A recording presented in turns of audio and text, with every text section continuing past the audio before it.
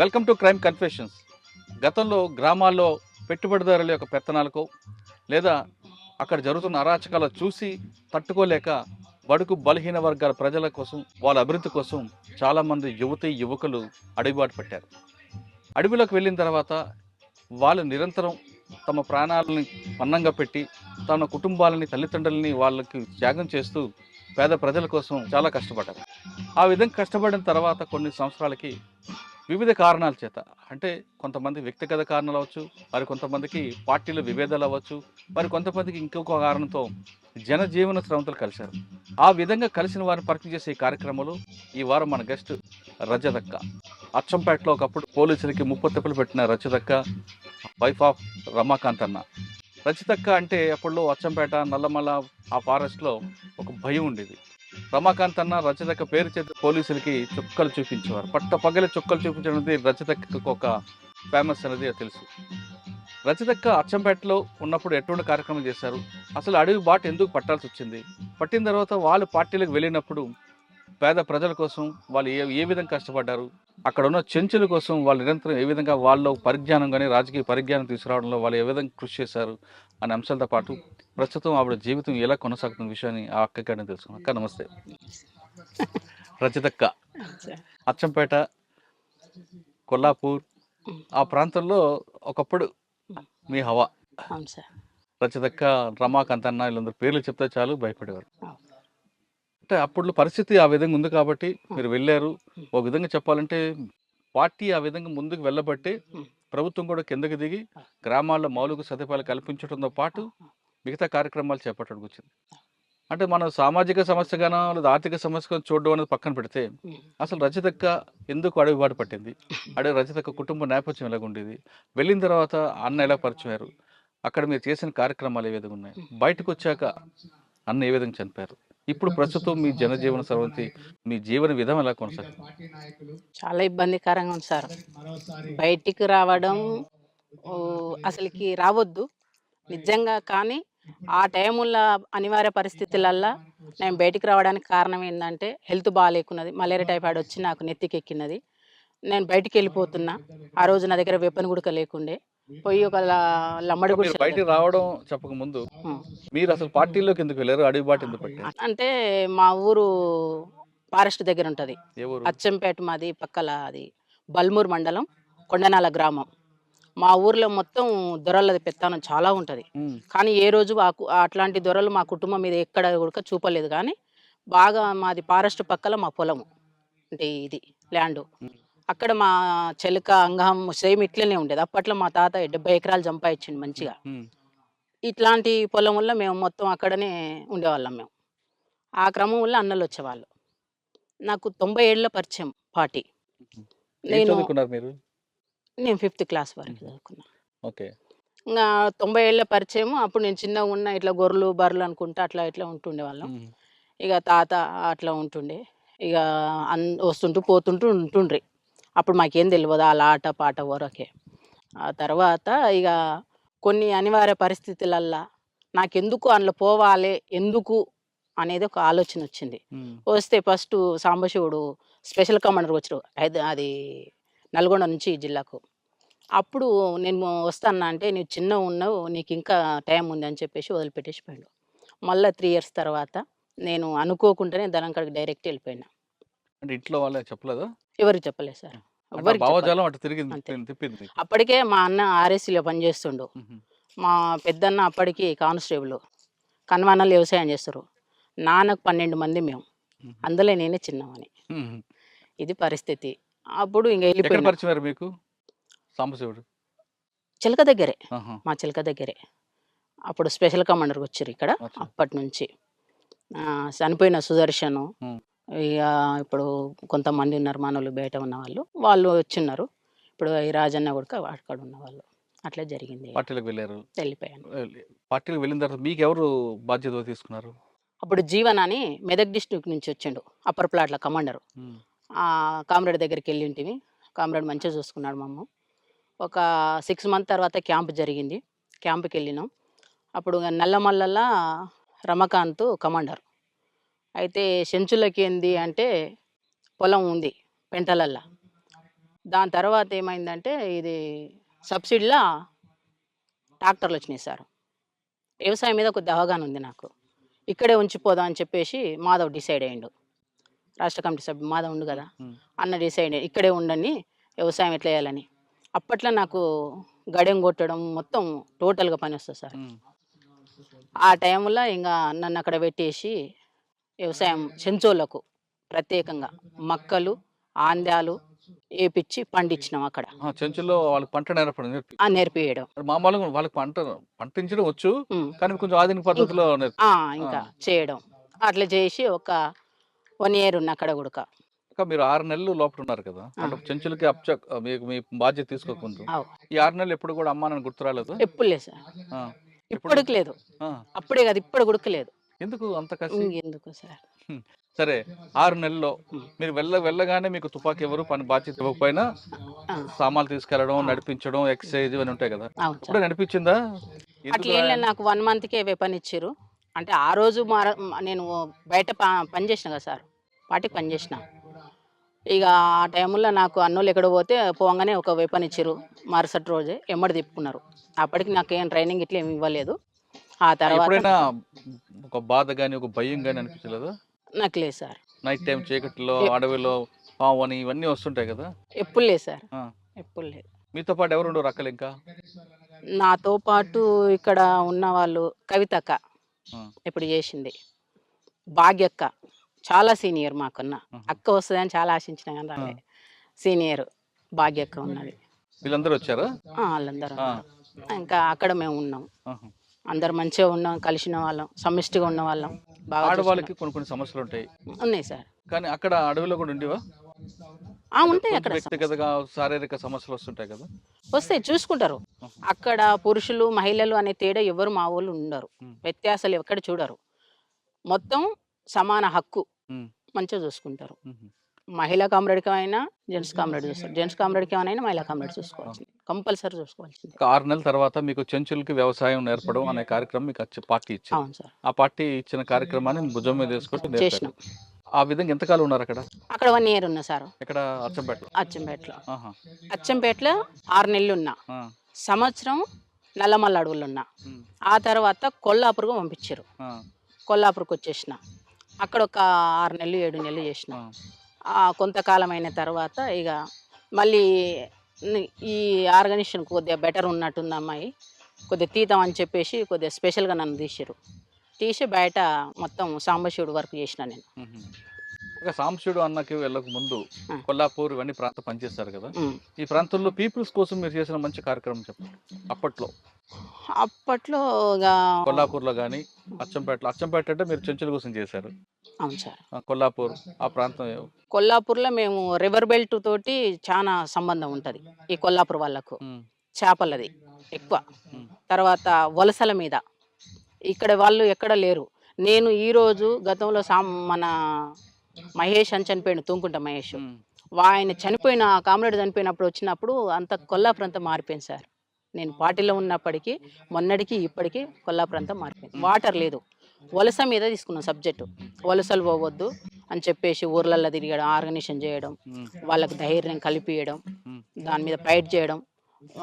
వీళ్ళు గుంపు మేస్త్రులు ఉంటారు, గుంపు మేస్త్రులను తీసుకొచ్చి కొట్టడం, చెప్పడం, వార్నింగ్ ఇవ్వడం, దీని మీద ఆ సబ్జెక్ట్ మీద చేసినాం. అంటే పార్టీ నిర్ణయాల మేరకు కొన్ని కార్యక్రమాలు చేశారు. Okay sir. చాలా మంది పేద ప్రజలు మీ అడవులకు వచ్చి అన్నాలు కలుసుకొని అప్పుడు కొన్ని సమస్యలు చెప్పేవారు.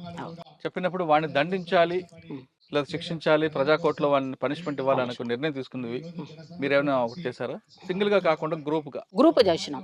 ఏం చేస్తారు? స్వామి అని కమాండర్ ఉండే ఇక్కడ కొల్లాపూర్కు, అతను కమాండర్ చేసి వాళ్ళ దాంట్లో మేము పాల్గొనే వాళ్ళం. ఇక ప్రజా కోర్టు పెట్టడం, కూర్చోబెట్టి పిలిపించి మాట్లాడడం, వినకపోతే తనడం, అవన్నీ చేసాం సార్. ప్రజాకోర్టులో మీరు ఒకటి సంఘటన చెప్పండి, బాగా గుర్తుండిపోయింది. ప్రజా కోర్టు అంటే షింగోటం జరిగింది సార్. అక్కడ ఇచ్చారు, అక్కడ మాట్లాడారు, సాంబశివుడు మాట్లాడిండ్రు.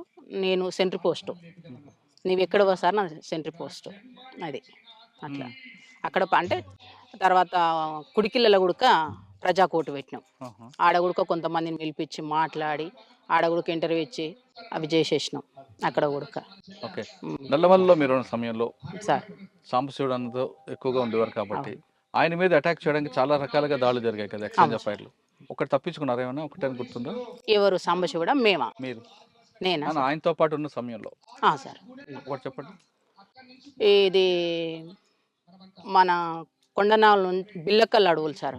బిల్లకల్ దగ్గర గుట్ట ఉంటుంది పైన, చెరువు మీద, రుసుల చెరువు మీద ఉంటుంది ఒక గుట్ట. ఆ రుసుల చెరువు మీద ఈవినింగ్ అయ్యి ఫుల్ బ్యాచీలు. ఈవినింగ్ అయింది, ఒక కామ్రేడ్ ఏం చేసి చాలా ఛాయ్ పిచ్చే కామ్రేడ్కు. ఇక వచ్చేసి మొత్తం కట్టెలు ఇడిచేసి ఛాయ్ పెడుతున్నాడు. ఆ టైంలో నేను ఏం చేసిన అంటే, నేను అప్పటికి 1+1 కమాండర్. నేను వెళ్ళిపోయి మొత్తం అన్నీ ఇంత కటింగ్ పేపర్ తీసుకొని పోయినా. వాళ్ళు చదువుతుంటే నేను బయటికి ఎట్లా పోయినా, వాష్రూమ్కి పోయినా. వెపన్ పెట్టుకొని వస్తారు. వెపన్ పెట్టుకొని వస్తుంటే ఏందబ్బా వీళ్ళు నల్గొండలా మనోళ్ళ అని చెప్పేసి నేను చూసేసిన. 2 అక్కలు సెంట్రీలు ఉండరు. కొద్దిగా ఏదో టెన్షన్ పడ్డరు, డౌన్ అయిపోయారు. కూర్చున్న వాళ్ళు డౌన్ అయిపోయారు, అట్లే పండుకున్నారు. ఎందుకు పండుకున్నారు అబ్బాయిలు అని చెప్పేసి నేను చూసే వరకు 5 మంది మంచిగా వస్తారు, పోలీసు వాళ్ళు ఇన్సాస్లు వేసుకొని వస్తారు. మాకే నల్గొండలో ఏపీటీ ఉన్నది, కానీ ఈడ కాదు కదా ఏపీటీ, ఇక్కడ ఎందుకు వస్తారు అని చెప్పేసి నాకు డౌట్ వచ్చింది. వచ్చేసి ఎమ్మటే ఫైర్ అని గట్టిగా కాసిచ్చేసిన, ఎమ్మటే ఫైర్ చేసేసిన. సాంబశివుడు, రమాకాంత్ వీళ్ళంతా రిట్రీట్ అయ్యారు. నేను ఒక్కదానే అయిపోయినా. అక్కడికి సెంట్రీ పండుకుంది. ఎమ్మటే నా మీద అటాక్ చేసేసారు. 5 మంది వెపన్స్తో మొత్తం నా మీద తూటాలు గుర్చేసినాయి. ఎమ్మటే గాయం ఇక్కడ నుంచి ఇక్కడ మొత్తం ఇక్కడ వరకు ఇంకా ఉంది బుల్లెట్. ఇక గాయాలైనాయి. ఇక అందరు వారిపోయారు. ఒక 3 ఉన్నారు, నన్ను తీసుకుపోయారు. ఇంకా మా ఎమ్మటే మొత్తం బ్లడ్. మా కామ్రేడ్స్ 2 ఉన్నారు నా ఎమ్మటి, జెంట్స్ కామ్రేడ్ 2. ఇంకా అన్నలు తీసుకుపోతుంటే ఆ అన్నలు ఎమ్మటే నేను పోతుంటే నా ఎమ్మటే బ్లడ్ వస్తుంది. ఆ బ్లడ్ ఎమ్మటే వచ్చేసారు పోలీసులు. అప్పుడు ఒక 8 రోజులు మేము డివైడ్ అయిపోయినాం. ఎక్కడోళ్ళం అక్కడ డివైడ్ అయిపోయి చాలా ఇబ్బంది పడ్డాం. ఆ ఎన్కౌంటర్లు మామూలు ఎన్కౌంటర్, అన్ని ఎన్కౌంటర్లు చాలా, కానీ ఆ ఎన్కౌంటర్ స్పెషల్ సార్. ఎందుకు అంటే ఎక్కడోళ్ళు అక్కడ విడిపోయారు, నాకు గాయమైంది. ఇక సాంబశివుడు ఎట్లా దిగారు, అన్ని ఊర్లలో బ్యాచీలు అంటే పెంటలల్లా అంతా ఏంటిది చింతకాయలు కలుసుకొని తిన్నాం సార్. తర్వాత మన బియ్యం నానబెట్టుకొని, ఆ ఎమర్జెన్సీ బాటిల్ ఉంటే మాకు ఎమర్జెన్సీకి ఇక్కడ, అందులో బియ్యం నానబెట్టుకొని తినేసినాం. 2 days అయింది, సాధ్యం అయితే లేదు. పైన చార్సిన మేడం హెలికాప్టర్లో కుమింగ్ చేస్తుంది. అప్పటికి ఒక ఎన్కౌంటర్ అయింది, బొమ్మనపల్లి అతను సీన్ అని కామ్రేడ్ చచ్చిపోయాడు. ఇక ఫుల్ బ్యాచ్లు సార్, ఎక్కడ పోయినా బ్యాచ్లు.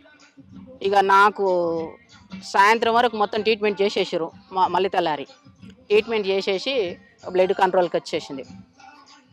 ఒకటే పేషెంట్ ఏం చెప్పిండంటే, నీవేం చేస్తావో బ్యాచ్లు మొత్తం రిట్రీట్ కావాలని చెప్పేసి నాకు చెప్పేసిండు సమస్య. సరే చలో అని చెప్పేసి నా ఎమ్మటి ఒక మురళి అనే అన్న ఉన్నాడు, వచ్చిండు అన్నాడు. మురళి, నేను, నా సభ్యుడు రాజా అని 3 కలిసేసి వచ్చినాం. ఇక వచ్చేసి కొన్ని యాక్షన్లు చేసినాం. ఎక్కడ? పెద్ద కొత్తపల్లి. దానికి రివర్స్ చేస్తే బ్యాచ్లు ఇక్కడ అదవుతారని చెప్పేసి పిలిపించుకోవడానికి బ్యాచ్లు ఇక్కడ అటాక్ అయింది. యాక్షన్ చేయాలనే డెసిషన్ నిర్ణయం ఎవరు తీసుకున్నారు? సాంబశివుడు. ఎవరెవరి మీద చేయాలండి? పొలిటికల్ టీడీపీ పార్టీ ఎవరు ఉంటే వాళ్ళు. టీడీపీ పార్టీ ఉన్నప్పుడు ఎంపీపీనే ఆయన, బహుశా ప్రేమ్ ప్రకాష్. ఆయన నేరం చేశాడా లేదా పార్టీ నిర్ణయం మేరకేనా? పార్టీ నిర్ణయం, పదవిలో ఉంది కాబట్టి, గవర్నమెంట్ పదవిలో ఉన్నాడు కాబట్టి. ఎన్ని గంటలప్పుడు చేశారు యాక్షన్? ఎన్ని గంటలకా? పొద్దుగాల 12 గంటలకు. మిట్ట మధ్యాహ్నం. కానీ పోలీసులకు మీరంటే ఎందుకు అంత అప్పుడు హడలు ఉండేది?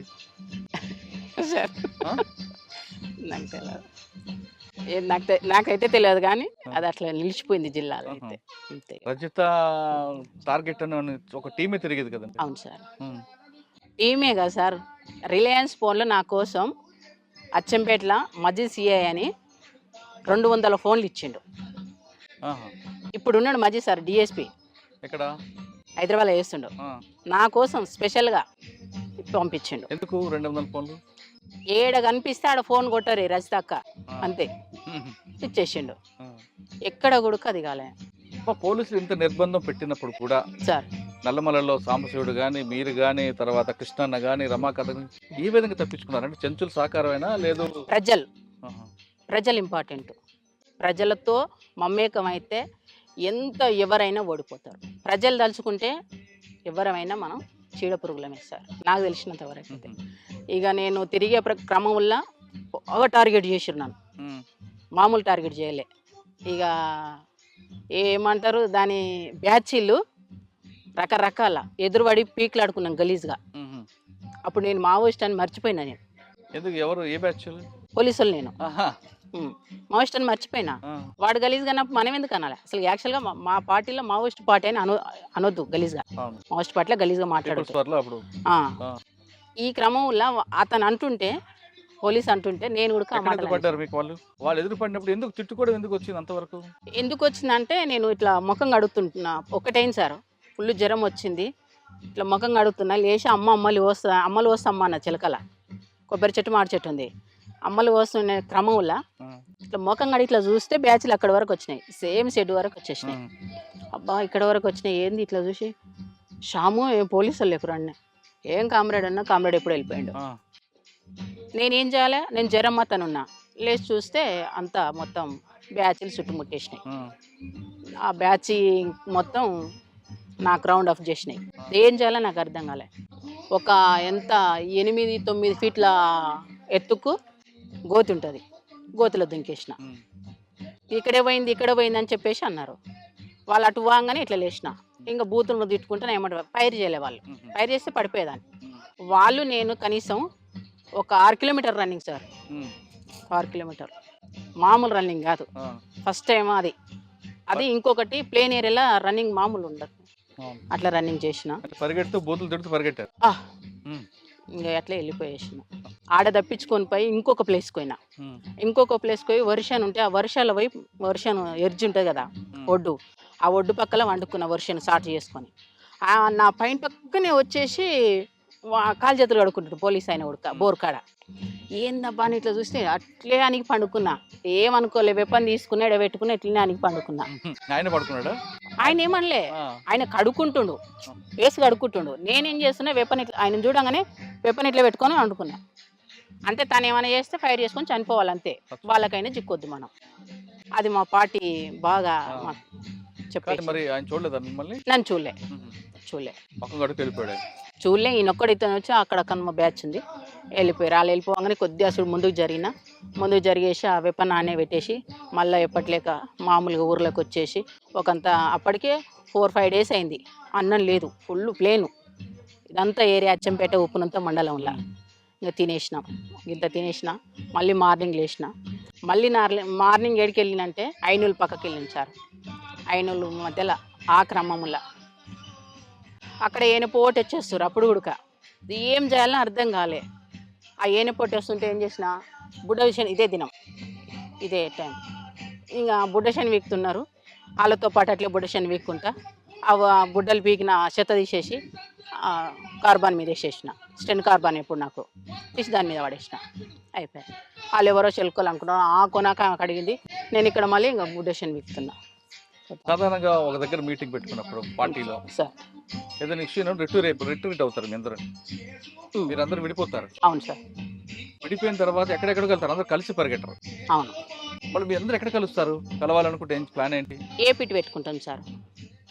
ఇప్పుడు ఈ ఏరియా ఉంది, ఈ ఏరియాలో ఈ షెడ్ ఉంది, ఇక్కడికి రాండి అని. లేదా రోడ్డు పాయింట్ మీద ఆ పలానా చోటకు పలానా రోజు పలానా టైమింగ్ 2 ఉంటాయి. టైమింగ్లు రోజు ఒకటే టైమింగ్ 2, 1టికా 12టికన్నా. 12టికి మిస్ అయితే 1టికి రండి అంతే. ఇది మిస్ అయితే మళ్ళీ ఆల్టర్నేట్ ఇంకొకటి పెట్టుకుంటాం, అక్కడికి వెళ్తాం. అక్కడికి వెళ్ళినప్పుడు ఆడ పికప్ చేసుకుంటాం. అట్లా ఒకేసారి కలిసి వెళ్ళడం అనేది కష్టం కదా. కష్టం. పోలీసులు ఎన్కౌంటర్ అయినా పిడిపోతాం సార్. తర్వాత ఇంకొకటి, అప్పుడులో మీకు బాగా పోలీసు ఎవరు ఎక్కువగా మీకు ఇబ్బంది పెట్టేది? నల్లమల్లు రకరకాల ఆఫీసులు పనిచేశారు. ఇప్పుడున్న శ్రీనివాసరెడ్డి సార్. కొత్తకోట శ్రీనివాసరెడ్డి సార్. ఆయన బాబుని రెస్పెక్ట్ చేసినప్పుడు. అవును సార్. వైఎస్డి రాజేష్ కుమార్. ఓకే. తర్వాత వైఎస్డి లడ్డ వచ్చినాడు.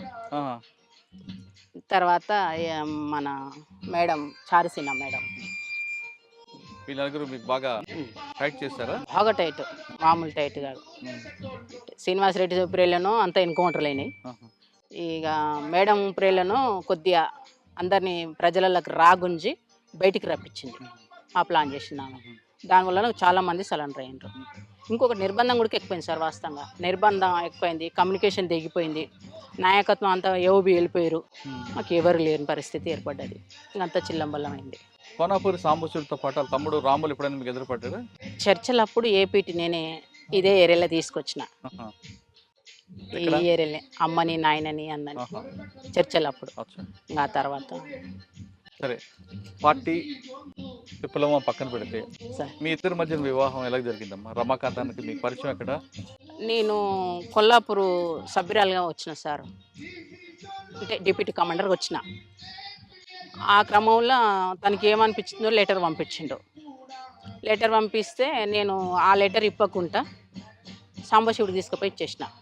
మళ్ళీ సాంబశివుడికి పోయినప్పుడు 3 నెలలు అయింది. ఆ లెటర్ అట్లే కిట్ బ్యాగ్లో దాచిపెట్టుకొని పోయి తీసుకుపోయి ఇచ్చేసిన. కామ్రేడ్ ఇది పంపించిన లెటరు అని లవ్ లెటరా? అంతే, అట్లే ఉండదు. మళ్ళీ ఆ. పిచ్చి పిచ్చిగా అని రాయారు. ఆ. మంచిగానే మీరు చదువుకోండి, తినండి, శత్రువుకి ఎక్కడ భయపడకండి అని చెప్పేసి కొన్ని అంశాలు మంచిగా ఇచ్చేస్తారు. ఇక అట్లా రాసిండు. తీసుకుపోయి చూపిస్తే ఇట్లా చెప్పిండు. అట్లా రాసిండంటేనే దాని అర్థం మన మీద ప్రేమ పుట్టిందని దాని అర్థం. అంతే. ఇక ఆ క్రమంలో తను ఆ కామ్రేడ్ని పిలిచిండు. ఏంది రమాకాంత్ ఇట్లా అంటే, అవును కామ్రేడ్ అని చెప్పిండు. మరి నీదేంది అభిప్రాయం అన్నాడు. నాకు లేదు సార్, నాకు అలాంటిది లేదు కామ్రేడ్, కొంత టైం ఇవ్వండి నాకు, కొద్దిగా నేను ఒక పొజిషన్కి వెళ్ళినాక చేసుకుంటా అని చెప్పేసి అనుకున్నా. కొద్దిగా చూడండి అని అన్నాడు. లేదని చెప్పేసిన. ఆ తర్వాత మళ్ళీ ఒక 6 మంత్స్ తర్వాత మళ్ళీ కూర్చోబెట్టి మాధవు, సాంబశివుడు, గజ్జి శ్రీశైలం, సంతోష్ చంపేశారు. వీళ్ళు ముగ్గురు కూర్చోబెట్టి నాకు కర్య నరసప్ప, వీళ్ళు నలుగురు కూర్చోబెట్టి నాతో మాట్లాడారు. మాట్లాడితే కొద్దిగా టైం ఇవ్వండి సార్ అని చెప్పి, కామ్రేడ్ అని చెప్పేసిన. సరేలే అని చెప్పేసి అన్నారు. ఇంకా ఆ టైంలో కూడా నాకు వద్దనిపించింది. నా పట్టుదల ఏంటంటే, ఒక జిల్లా సెక్రటరీగా అయినాక నేను పెళ్లి చేసుకోవాలనేది నా పట్టుదల. అది. కానీ అనివార్య పరిస్థితులలో కమాండర్లనే నేను పెళ్లి చేసుకున్నా. కమాండర్ స్థాయికి వెళ్ళిపోయినాక, అంటే కమాండర్ అది చేసుకున్నారు. ప్లాటూన్ సెక్షన్ కమాండర్ ఉడిమిళ్ళ దగ్గర సార్. పార్టీ చేసిన పెళ్ళే మీది? ఉడిమిళ్ళ దగ్గర మంచిగా చేసిరు. పార్టీలనే మా లాంటి పెళ్లి ఎవరికి చేయలేదు. మంచిగా ఆటలు తీసుకొచ్చి చేసి సేమియా చేసి ఆట పాటలు సేమ్ ఇట్లనే చేసేసి, ఈ పక్కన ఊరు పక్కనే అది కూడా సేమ్ పెళ్లి చేసేసారు. పెళ్లి చేసిన తర్వాత నైట్ పెళ్ళైంది, మార్నింగ్ విడిపోయినాం. తను గుంటూరుకు రాకెట్ లాంచర్ ట్రైనింగ్కి వెళ్ళిపోయిండు రమాకాంత్. మేము ఆమనగల్ ఏరియాకి వెళ్ళిపోయినాం. ఇంకంతే. మళ్ళీ ఆయన ఒక 3 నెలల తర్వాత వచ్చిండు. 3 నెలల తర్వాత వచ్చి ఒక 5 days కలిసి ఉన్నాం. ఆ తర్వాత మళ్ళీ నన్ను బయటకు పంపించేసారు. ఇక బయటకు పంపించేసారు. ఇక కామ్రేడు సెక్రటరీగా పనిచేసిండు. ఇక నేను బయట కొన్ని పనులు చేసుకుంటూ తిరిగిన. కొన్ని అంటే నాకు ఇచ్చిన వరకు నేను మనస్ఫూర్తిగా పార్టీకి బరాబరి చేసిన సార్. నేను వాళ్ళ లేక వీళ్ళ లేక ఏ రోజు కూడా భయపడలే. శత్రువుకు భయపడలే, ప్రజలకు పొలిటికల్ లీడర్కి ఎవ్వరికి ఇప్పటి వరకు నేను ఎప్పుడు భయపడను ఎవరికి. అంతే. ఆ రోజు ఇక బయటికి వెళ్ళి నేను పార్టీ చెప్పిన పని నేను సక్సెస్ చేసుకొని రిటర్న్ పోయినా. అది. అక్కడ నేను పార్టీకి ఒక నా మీద నమ్మకం, ప్రజలకు ఒక నమ్మకం, బయట శత్రువులకు భయం. అంతే. అంతే. సరే, పెళ్ళైన తర్వాత మీరు చేసిన మంచి కార్యక్రమం చెప్పండి పీపుల్స్ కోసం. నేను చేసిందా? నేనంటూ సపరేట్గా ఏం చేయలేదు. పార్టీ కలిపి, పార్టీకి సభ్యులతో కలిపి. పార్టీ సభ్యులతో పాటు నేను చేసిన, తోటి కామ్రేడ్స్ ఏది చేస్తే అది చేసిన. అంటే ఒక యాక్షన్ చేసిన తర్వాత ఎప్పుడైనా బాధపడ్డారా? ఏం లేదు సార్, నేను ఎప్పుడు బాధపడలే. ఇప్పుడు కూడా ఎన్నో కష్టాలు ఎదుర్కొంటున్నా. అందుకే ఇంతమంది నాకు ఆదర్శంగా ఉంటారు. ఏ రోజు కూడా నేను బాధపడలే. అన్యాయంగా చంపాను అని ఎప్పుడు బాధపడలేదా? లేదు, నా యాక్షన్లు అయితే ఇప్పుడు అట్లా. మీరు యాక్షన్ చేశారా? మా పార్టీ వైపు నుంచి నష్టం జరిగాయి కదా, ఆ నష్టం జరిగిన ఎప్పుడైనా బాధపడ్డారా? పార్టీ వైపు అనుకున్నప్పుడు ఈరన్న సార్ అని ఒటవర్ల పెళ్ళి, ఆ నాయనని చంపినప్పుడు బాధపడ్డాం. నేను కూడా వ్యక్తిగతంగా బాధపడ్డా. ఎందుకు అంటే ప్రతి ఏపీటీకి తనకు నన్ను పంపేవాళ్ళు. తను దగ్గర ఎవరు వచ్చేవాళ్ళు? రాష్ట్ర కమిటీ, జిల్లా కమిటీ, బయట ప్రజా సంఘాలు. ఆ నాయన ఒక పెద్ద షెల్టర్ నిజం చెప్పాలంటే. ఇక ఏదో అనివార్య పరిస్థితులల్లో మనోళ్ళకి ఏదో అర్థం కాని పరిస్థితులల్లో వేరే కామ్రేడ్ ఇక్కడ వచ్చినాడు. ఆ గోండు వాళ్ళు కొద్దిగా భాష తేడా. ఉమ్, ఏం జరిగిందో చనిపోయినాక పేపర్ వస్తే సాంబశివుడు మేమంతా షాక్ అయిపోయినాం. ఉమ్. ఏంది ఇట్లెందుకయింది ఇట్లెందుకయింది ఇమ్మీడియట్‌గా ఎప్పుడో ఉన్న ఏపీటీకి ముందుగా అతను అడ్వాన్స్ పోయి చెప్పేసి మా తప్పు అని చెప్పేసి ఇంటర్వ్యూ ఇచ్చినాం సార్ మేము. ఉమ్. హ్మ్. ఈరన్న సార్‌ని చంపింది తప్పని ఇంటర్వ్యూ ఇచ్చినాం మేము ఎందుకు ఆల్రెడీ. ఎవరు చంపింది ఎవరు ఆ గోండియా ఆ! ఆహా. భగత్ అని ఇక్కడ జిల్లా సభ్యుడు. ఉమ్, ఆయన ఆ ప్రాంతంలో అప్పజెప్పిండ్రు. అచ్చా. రమకాంత్ ఇక్కడ ఇక్కడ తీసుకుండు. ఉమ్. ఆ క్రమం వల్ల అట్లా జరిగింది. అప్పట్లో జరిగిన కొన్ని పోలీసులు ఇల్లు కానీ లేదంటే ఎక్స్చేంజ్లు దగ్గ హ్మ్. బ్లాస్టింగ్లు మీ ఉన్నారా? అవునా సార్. మననూరు దాడిలో ఆ ఎన్కౌంటరు ఏది? ఆ దాడిలో ఉహు. ఆ దాడిలో ఏమైందంటే అందులో మాకిచ్చిన ఇన్ఫర్మేషన్ ఏందంటే ఒక సెంట్రే ఉంటది. వెపన్స్ అంతా సైడ్‌కుంటాయని చెప్పేసి నేనే మ్యాప్ తీసుకుపోయింది ఉడక నేనే. ఉమ్, అక్కడ మ్యాప్ గీపించుకొని, తీపిచ్చుకొని 1 డేస్ అక్కడ ఉండేసి నేను తీసుకొని ఎళ్ళిపోయినా. అదే మ్యాప్‌ని బట్టి మేము ప్లాన్ చేసుకొని దాడికి ఒక 3 రోజులు, 4 రోజులు రిహార్సల్ చేసినాం. దాడి ఉమ్, ఎట్లా చేయాలని. ఉమ్, చేసి ఎళ్ళిపోయినాం. ఆ ఎళ్ళిపోయే క్రమంలో ఏ సెక్షన్ ఏ1 నేనే. అంటే ఫస్ట్ ఎళ్ళిపోయే టీమ్. అక్కడికెళ్ళిపోయే వరకు ఉంది సెంట్రీ. సెంటర్ ఉందని నేను కాషన్ ఇచ్చేసిన. ఆయన ఏం కాదు ఫైర్ అని చెప్పేసి మైక్ పెట్టేసిండు. ఆ మైక్ ఎట్లాడిది ఇప్పుడు కూరగాయలని గట్టిగా అరుస్తారు. ఉమ్. ఆ మైక్ మేము తెచ్చేసుకున్నాం. అప్పటికే ఆహా. ఆ దాడేప్పటికి. ఆ మైక్‌లో చెప్పేస్తుండు సాంబశివుడు. ఎక్కడ సెంట్రీ ఉన్నారు? మీద ఆహా, ఈ పోలీస్ స్టేషన్ మీద పైన. ఓకే. అక్కడికెళ్ళినాం. అక్కడికెళ్ళినాక ఫైర్ అయింది. ఫైర్‌లు చేసి మొత్తం ఇంకా ఒక 1 మినిట్ అయితే అతనికి దుంకుతాం గోడకు. ఫస్ట్ నేను దుంకేసిన. నా తర్వాత కిరణ్ దుంకిండు. దుంకిన తర్వాత నెక్స్ట్ కామ్రేడ్‌కు గొంతులో తూట పడ్డది సార్. ఉహు. గొంతులో తూట పడి ఎన్నుబొక్క కాడ ఎళ్ళింది. స్పాట్‌లో చనిపోయిండు. ఇంకొక కామ్రేడు ఇప్పుడు కొల్లాపూర్ కమాండర్ చేసిన స్వామి అన్న గదా! ఉమ్, ఆ కామ్రేడ్‌కి తొడకు పడ్డది. ఇద్దరు మా దిక్కే అయిపోయారు. ఇక మేమేం చేస్తాం? మేము అడ్వాన్స్ కాలేకపోయినాం. రిట్రీట్ అయినాం. ఉమ్. మాతో పాటు ఏ సెక్షన్ ఇటు కొద్దిగా అటు ఇటు కాంగానే బి సెక్షన్ ఎక్కిపోయింది. సి సెక్షన్ అడ్వాన్స్ కాలేకపోయింది. దాడి ఫెయిల్ అయింది. ఉహు. అదేవిధంగా Amrabad police station attack outpost. Amrabad police station మీద కాదు సిలిండర్ గోదాం. సున్నిపేట దగ్గరలో పోలీస్ స్టేషన్ మీద అటాక్ అవుట్ పోస్ట్ మీద చేశారు కదా. ఊకే ఫైరింగ్ అవి మన్నూరు పోలీస్ అవుట్ పోస్ట్ మీద దాడి. అదొక సెంటర్ పైన ఉంటారు. ఉమ్. తర్వాత పక్కా పోలీస్ స్టేషన్ వచ్చింది కదా. అవును. అక్కడ పోలీస్ స్టేషన్ తీసాను అట్లా అవును అచ్చంపేట పెట్టేట్టున్నారు అవును సార్. అట్లా జరిగిపోయింది. కదా. మా పెళ్ళి అయింది, పార్టీలో ఉన్నారు, యాక్షన్లు అన్నీ జరిగాయి కదా. మరి ఎందుకు బయటికి ఎందుకు వచ్చారు? బయటికి రావడానికంటే అందరు అప్పటికి సరెండర్ అయింది సార్. మేము నలుగురు కామ్రేడ్స్ ఉన్నాం. నలుగురు ఇట్లా నేను నా భర్త ఉన్నాం. ఆ క్రమంలో నాకు బాగా టైఫాయిడ్ మలేరియా వచ్చేసింది. నన్ను సీరియస్‌గానే ఒక 3 నెలలు లోపడిగానే ఉంచుకున్నారు. బయటకి పంపలే.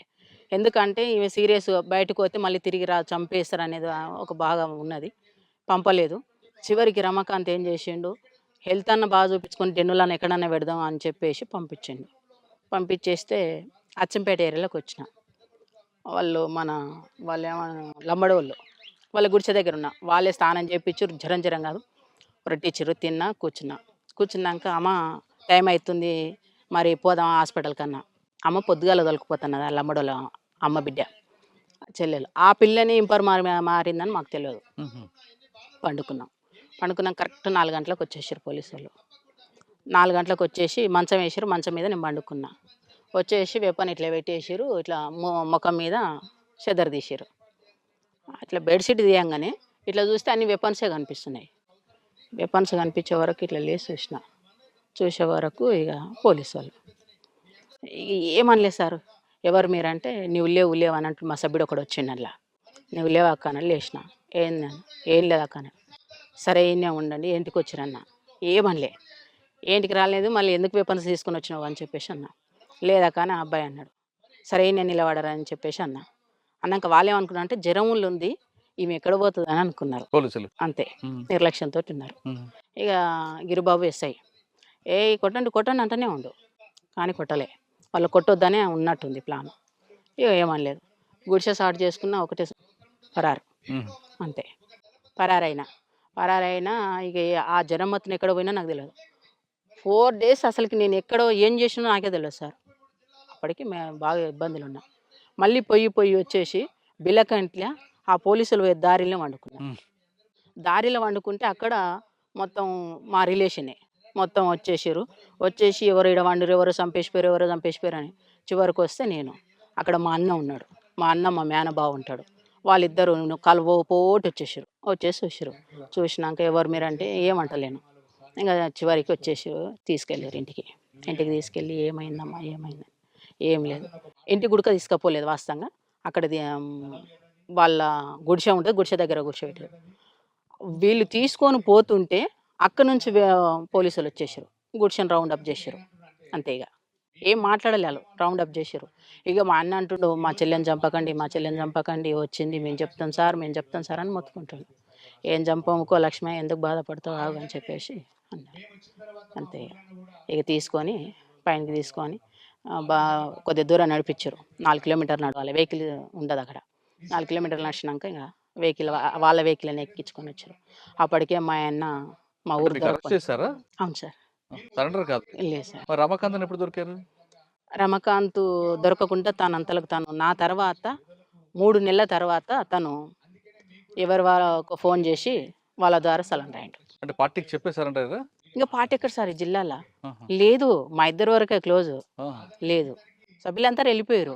ఆయనతో పాటు ఇద్దరు సభ్యులు. తర్వాత పార్టీ నల్లమల్ల పూర్తిగా కంప్లీట్ అయినప్పటి వరకు ఉన్నా నేను. 2007 లాస్ట్లో 8 ఆ టైంలో వచ్చేసాను. అది మాతోటే క్లోజ్ అయిపోయింది. ఈ జిల్లాలో అయితే మాతో క్లోజ్ అయిపోయింది. మీరు సరెండర్ అయిన తర్వాత మీకు ఇవ్వాల్సిన ఇచ్చారా రమాకాంత్ గారికి ప్రభుత్వం? కామ్రేడ్కు 5 లక్షల రివార్డు ఉందన్నారు, ఇచ్చిర్రు. నాకు 3 లక్షలు అని చెప్పారు, ₹1,00,000 ఇచ్చారు. ఏది మేము ఎక్కడ ఆశపడలేదు. దాన్ని తీసుకొచ్చుకొని మేమేం చేయలేదు. ట్రాక్టర్ తెచ్చుకున్నాం, మేము ఖర్చు ఏం పెట్టుకోలేదు. ట్రాక్టరు ఒక 2 సంవత్సరాలు నడిచింది సార్. ఇంకా తర్వాత ఇంకా కింది మీదకి అయిపోయింది అంతే. కదమ్మా, బయటకు వచ్చారు, ప్రభుత్వం ఇచ్చిన డబ్బులతోనో ట్రాక్టర్ కొనుక్కొని సామాన్య కుటుంబంలో నడుపుతున్న సమయంలో రమాకాంత్ గారు చనిపోవడం ఎందుకు, ఆత్మహత్య చేసుకోవడానికి కారణం ఏంటి? చనిపోవడానికి కారణం ఏంటంటే మేము బయటకు వచ్చి మంచిగానే ఉన్నాం సార్.